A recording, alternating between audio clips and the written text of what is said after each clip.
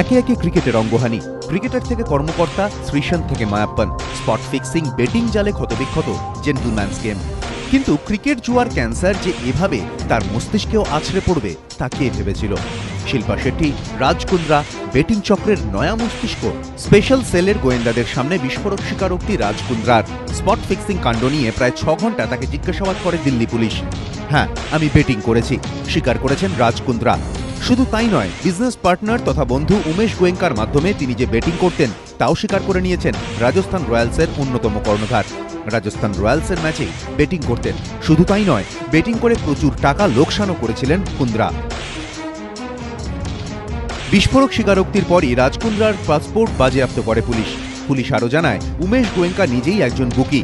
তারপর উমেশকে জিজ্ঞাসাবাদ, তা থেকে যে তথ্য উঠে এসেছে তাতে তো চোখ কপালে ওঠার জোগাড়। সূত্রের খবর, উমেশ পুলিশকে জানিয়েছেন, শুধু রাজ কুন্দ্রা নন, বেটিং করেছিলেন শিল্পা শেট্টিও। উমেশের মাধ্যমেই পেপসি IPL 6-এর একটি ম্যাচে বেটিং করেছিলেন শিল্পা। বিস্ময়ে অবিশ্বাস আর হতাশা। ক্রিকেটের মুখোশের আড়ালে বেটিং ফিক্সিং চক্রের ভয়ঙ্কর মুখটা ফের বেরিয়ে আসার পর এমনই প্রতিক্রিয়া ক্রিকেট মহলের। ABP আনন্দ।